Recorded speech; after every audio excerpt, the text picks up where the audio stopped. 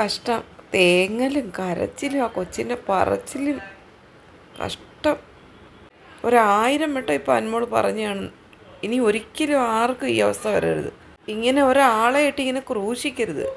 ലക്ഷ്മി പറയുന്നുണ്ട്, നീ ഒന്ന് ആലോചിച്ച് നോക്ക്, ജീവിതത്തിലുടനീളം ഇതുപോലെ ക്രൂശിക്കപ്പെടുന്ന എത്ര ആൾക്കാരുണ്ട്, നീ അവരെപ്പറ്റി ഒന്ന് ചിന്തിക്ക്.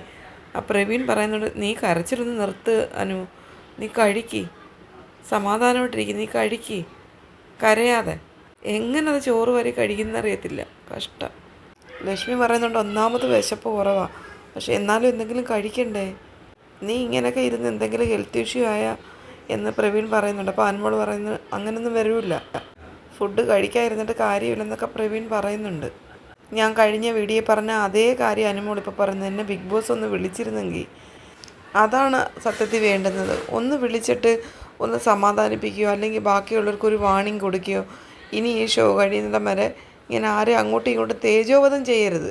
അങ്ങനെ ചെയ്യുന്ന കാണുമ്പോഴേ അവർക്ക് ഈ അധികൃതർക്ക് ഇതിനുള്ള നടപടി എടുത്തുകൂടെ. ലക്ഷ്മി പറയുന്നുണ്ട്, നിങ്ങൾ ഫൈനലിസ്റ്റ് ആയതുകൊണ്ട് അങ്ങനെ ഒരാൾക്ക് വേണ്ടി അങ്ങനെ ചെയ്യുമെന്ന് തോന്നുന്നില്ല. പിന്നെ ഇപ്പോൾ പുള്ളി ഒരു കാര്യം ചെയ്തിട്ടുണ്ട്, എല്ലാവരും ആഹാരം കഴിച്ചു കഴിഞ്ഞ് ഇറങ്ങേണ്ടി വരുമല്ലോ, കാരണം അപ്പോൾ കുറച്ച് സമാധാനമാവും. പ്രവീൺ പറയുന്നുണ്ട്, ഞായറാഴ്ച മുതൽ 5 ദിവസമായവരുണ്ട് ഇതിനകത്ത്, ഞാൻ തിങ്കളാഴ്ചയാണ് വന്നതെന്ന് പറയുന്നു. ലക്ഷ്മി പറയുന്നു, അന്ന് കണ്ട് തിരിച്ചു പറഞ്ഞു വരേണ്ടതെന്നായിരുന്നു ഇവരെ, ഇവിടെ ഇത്രയും ദിവസം നിർത്തേണ്ട കാര്യമില്ലായിരുന്നു. ഗെയിമിനകത്തൊന്നും ഇല്ലാത്ത ശുഷ്കാന്തി ഇപ്പോൾ എന്തോത്തിനാണെന്ന് എനിക്ക് മനസ്സിലാവുന്നില്ലെന്ന് പറഞ്ഞിട്ട് ലക്ഷ്മി ഒച്ചത്തിൽ ചിരിക്കുന്നുണ്ട്. ഗെയിം ഓവർ ആവുന്നതിന് മുമ്പ് ഇതൊക്കെ കാണിച്ചിരുന്നെങ്കിൽ കപ്പടിച്ചിട്ട് പോകാമായിരുന്നെന്ന് ലക്ഷ്മി പറയുന്നുണ്ട്.